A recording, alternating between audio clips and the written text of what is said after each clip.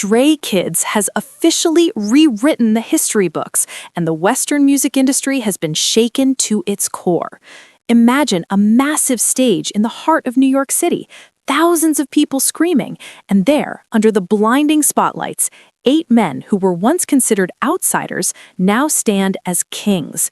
You heard it correctly. StrayKids has just achieved something that was considered impossible just a few years ago. They are not just performing, they are not just special guests, they are the headliners. Can you feel the vibration on social media, the exploding trending topics on X, and the tears of joy from stays all over the world? This is not just an ordinary concert. This is a changing of the guard moment in the global music industry. But wait, why did this announcement send netizens into such a frenzy? What is really happening behind the scenes of Governor's Ball 2026? And why is StrayKids' name suddenly placed alongside world music legends at this iconic festival? Stay tuned, because we're going to break down every detail, every tear, and every moment of pride that makes StrayKids officially the first K-pop group in history to lead the Governor's Ball. Prepare yourselves and let us dive into the StrayKids revolution. Hello to all you lovely K-pop stans. Welcome back to your favorite place for all the latest updates on our biases. Today, we have to talk about the announcement that just crashed the internet. Governor's Ball Music Festival 2026 has just released its official lineup, and guess whose name is written the largest on the Saturday slot? StrayKids, everyone. Honestly, when that poster appeared on the timeline, I had to zoom in 10 times just to make sure this was not a fan edit. But it is real. StrayKids will lead the stage at Flushing Meadows Corona Park, NYC in June 2026. They will be sharing the main stage with huge names like Lorde, A$AP Rocky, and even Jennie Kim. But what gives us chills is that StrayKids is the first K-pop group to ever hold the headliner position at this prestigious festival. Do you remember when they debuted with Elevator? Who would have thought that these boys who built their own identity, produced their own music, and were often called noise music by haters, would now be the main face of one of the biggest music festivals in the United States? This is the ultimate validation for the StrayKids genre they have been fighting for all this time. Stays, we know this journey has not been easy. From small stages to dominating New York, this is not just about popularity, it is about influence. Governor's Ball is legendary. Only musicians with a massive fan base and strong cultural influence can be headliners, and StrayKids just proved they are the main event. Let us dissect this poster further because there are so many interesting things to discuss. Look at the Saturday lineup. StrayKids is paired with Kali Uchis. This is a wild and genius combination. Fans on Twitter have already started making theories. Will there be a collaboration on stage?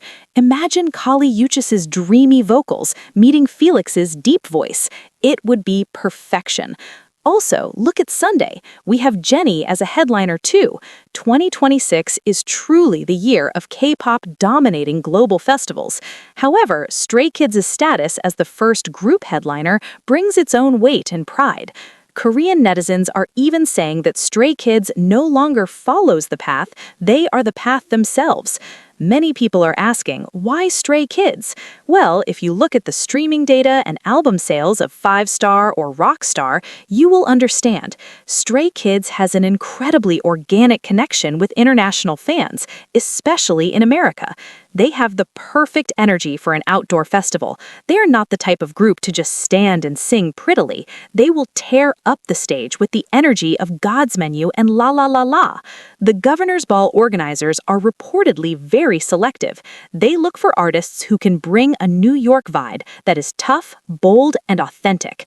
And who else fits that better than the group that has a song titled Megaverse? Music observers say this move is the smartest power move from JYP Entertainment and Republic Records. They are not just targeting the K-pop market, they are targeting general public recognition in America. Being a headliner means you are the face of that day. You are the one closing the show. Thousands of people who might not have been K-pop fans will be forced to witness the greatness of Bangchan and the members. This is the most expensive and effective promotion strategy in the world. Now for everyone's favorite part, the netizen reactions. You know that every time there is big news, there is drama.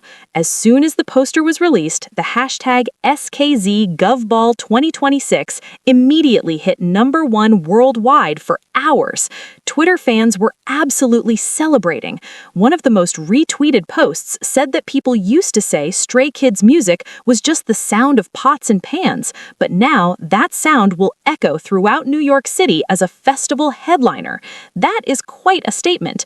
But of course, there was also some debate. Some non-fans questioned the festival's decision. Some asked if they were big enough to be headliners, but the Stay community moved quickly to provide evidence of Stray Kids' achievements, from Billboard 200 to other international awards. It was a real data war in the comments section.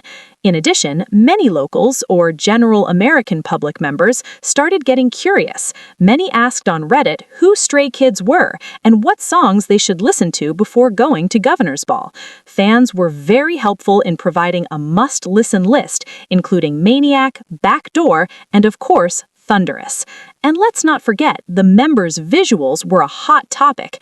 Netizens are already predicting what outfits the visual king Hyunjin will wear. Will he appear with his iconic long hair? Or perhaps Felix will show his charisma like he did at Lollapalooza? We are not ready for this. Our emotions are being played with. Let us take a breath and look back. Why does this Governor's Ball moment feel so emotional for all of us? It's because we know where Stray Kids came from. Remember 2017 during their survival show? We saw Bangchan, who had been a trainee for 7 years and almost gave up, but decided to form his own team. He was not chosen by the agency. He chose his members. He chose Lee No, Changbin, Hyunjin, Han, Felix, Sungmin, and IN. They are a family built on trust. They experienced bitter moments when members were almost eliminated. We all cried back then, but they proved that Elevator was the start of an unstoppable climb. They produced their own music through 3RACHA. They never followed trends, they made their own.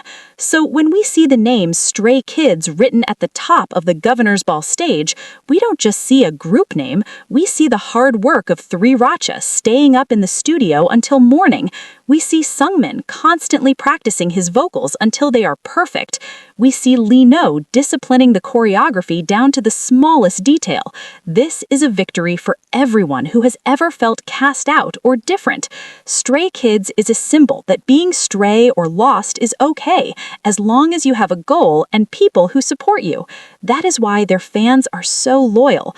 We feel like we grew up with them, from an empty debut stage to shaking New York City in front of tens of thousands of people. This is a movie script come to life. What can we expect for this historic stage? If we look at their previous performances at Lollapalooza Paris or BST Hyde Park, Stray Kids never plays around. First, a live band. Stray Kids with a backing band is a deadly combination. The rock arrangements of their songs always give us goosebumps. Imagine the intro of Wolfgang with real drum beats and roaring electric guitars. Second, solo stages. Given that headliner sets usually last 90 minutes or more, there's a high possibility we'll see solo performances from each member. Sungmin with his heavenly vocals, Han with his lightning-fast rap, or perhaps a special dance performance from Hyunjin. Third, fan interaction. Bangchan is the king of crowd control. He knows how to get everyone, even non-fans, to jump together. New York will witness how charismatic the leader is in fluent English, which will surely make local fans fall in love even more. And most importantly, will there be a new album announcement or a new world tour while they are on stage? You know how much Stray Kids loves giving spoilers. We have to keep our eyes and ears wide open. Don't miss a single second, because this moment will be history that is talked about for years to come. Stray Kids' achievement is not just a win for Stays, but for the entire K-pop industry. This proves that K-pop music is no longer seen as a seasonal product or just a TikTok trend. Being a headliner at a festival like Governor's Ball shows that K-pop groups have staying power and quality equal to other global pop stars. This opens doors for the next generation of groups. Stray Kids has broken that door down very hard. They proved that language is no longer a barrier. Although most of their lyrics are in Korean, thousands of people in New York will be singing to Stray Kids everywhere all around the world. We also have to appreciate the rest of the lineup. Jennie's presence on a different day also shows the power of K-pop soloists.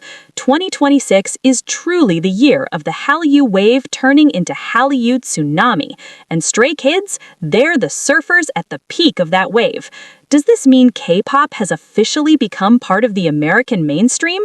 The answer is very much yes. We no longer need validation because this evidence speaks for itself.